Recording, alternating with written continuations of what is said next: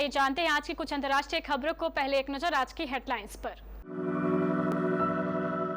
सबका मुंह बंद है, अजीत पवार के खुलासे के बाद एनसीपी विधायक अमोल मितकारी ने दे डाली नसीहत।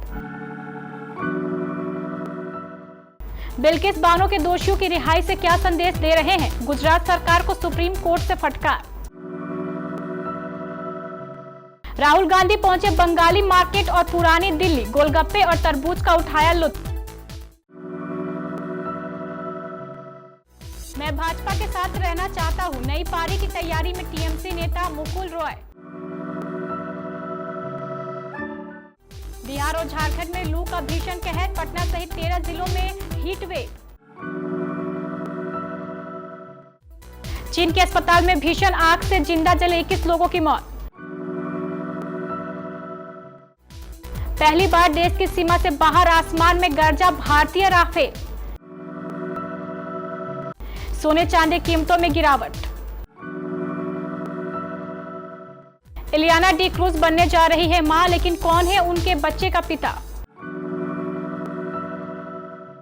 और आईपीएल में रोहित का जलवा बनाया तूफानी रिकॉर्ड। पिछले कुछ दिनों से चर्चा थी कि एनसीपी के वरिष्ठ नेता अजीत पवार पार्टी में नाखुश है। यह भी कहा गया कि वह एनसीपी के 40 विधायकों के साथ बीजेपी का समर्थन करेंगे, लेकिन अब इस बात पर खुद अजीत पवार ने सफाई दी है। अजीत पवार ने कहा है, मेरे बारे में गलतफहमियां फैलाई जा रही है, इस खबर में कोई सच्चाई नहीं है कि मैं बगावत करूंगा। अजीत पवार ने बयान दिया है कि वह मरते दम तक एनसीपी के साथ काम करेंगे। अजीत पवार ने अब बीजेपी में शामिल होने की अटकलों पर विराम लगा दिया है। अजीत पवार मीडिया के सामने साफ कह चुके हैं कि हम एनसीपी के हैं और एनसीपी में ही रहेंगे। उनके इस बयान के बाद एनसीपी विधान परिषद विधायक अमोल मितकारी ने ट्वीट किया है। कहा जा रहा है कि उनके इस ट्वीट की वजह से अजीत पवार को लेकर चर्चा पूरी तरह से थम गई है।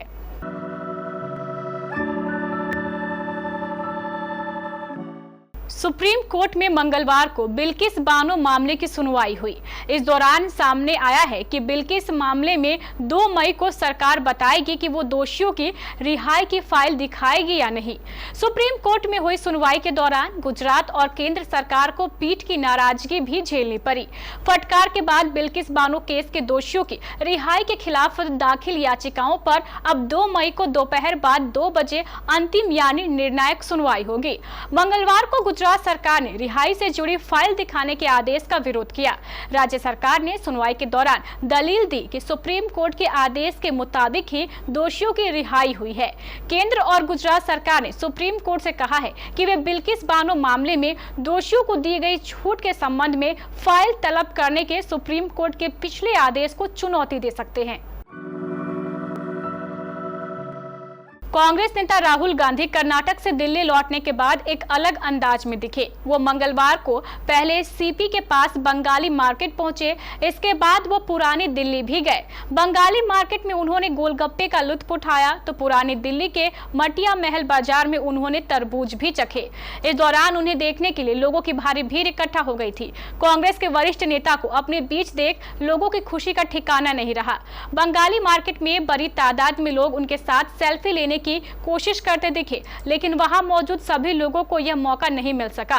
बंगाली मार्केट के बाद राहुल गांधी पुरानी दिल्ली स्थित मटिया महल बाजार भी गए। यहां राहुल गांधी को एक शरबत की दुकान पर तरबूज चखने का मौका मिला। इस दौरान उन्हें देखने के लिए लोगों की भीड़ उमड़ पड़ी।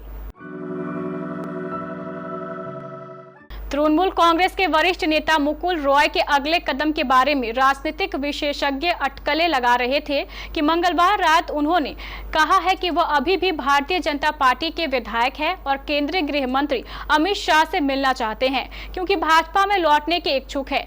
रॉय सोमवार रात कुछ निजी काम से दिल्ली गए थे। हालांकि शुरू में उनके परिवार ने दावा किया था कि वह लापता हो गए हैं। परिवार ने दावा किया था कि उनकी मानसिक स्थिति ठीक नहीं है और कहा कि भाजपा को टीएमसी नेता का इस्तेमाल कर गंदी राजनीति नहीं करनी चाहिए, जो कि अस्वस्थ हैं। बिहार इस वक्त भीषण लू की चपेट में है। अप्रैल महीने में लू ने पुराने रिकॉर्ड तोड़ दिए हैं। राज्य के 13 जिलों में लू के हालात बने हुए हैं। इनमें से 5 जिले ऐसे हैं जो भीषण लू की चपेट में है। बिहार के 8 जिलों में मंगलवार को अधिकतम तापमान 43 डिग्री सेल्सियस के ऊपर रहा। मौसम विभाग ने चेतावनी दी है कि 20 अप्रैल तक तापमान 45 डिग्री के ऊपर जा सकता है। पटना में अधिकतम तापमान 44.1 डिग्री सेल्सियस दर्ज किया गया। शेखपुरा जिले में तापमान 44.4 डिग्री सेल्सियस रहा। बिहार में लू से जनजीवन बुरी तरीके से प्रभावित हुआ है। सबसे अधिक परेशानी स्कूली बच्चों को उठानी पड़ रही है। पटना समेत कई जिलों में प्रशासन ने अपने स्तर से स्कूलों की छुट्टियों का वक्त निर्धारित कर दिया है। पटना में सुबह 11:45 के बाद स्कूलों के संचालन पर डीएम ने रोक लगा रखी है।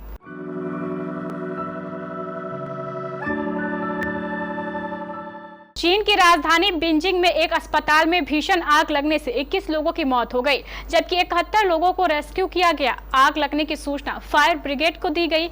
एजेंसी के मुताबिक हादसा बीजिंग के चांगफेंग अस्पताल में हुआ। मौके पर पहुंची रेस्क्यू टीम ने सभी 21 लोगों को रेस्क्यू कर अस्पताल पहुंचाया, जहां इलाज के दौरान उनकी मौत हो गई। वहीं पुलिस का कहना है कि अस्पताल में आग के कारणों का अभी तक पता नहीं चल सका है। हादसे की गंभीरता से जाँच की जा रही है। हादसे के चश्मदीदों ने बताया है कि यह बेहद दुखद है। मैं अपने घर की खिड़की से देख रहा था, अस्पताल से आग की लपटें उठ रही थी। यह हादसा दोपहर के वक्त हुआ। जब आग लगी तो लोग अपनी जान बचाने के लिए यहाँ वहाँ भाग रहे थे। कुछ लोग खिड़कियों के जरिए एयर कंडीशनर पर खड़े हो रहे थे, जबकि कुछ लोगों ने अपनी जान बचाने के लिए अस्पताल से छलांग तक लगा दी। भारतीय वायुसेना में इस समय सबसे उन्नत और आधुनिक फाइटर जेट्स की बात करें तो सबसे पहला नाम राफेल का आता है।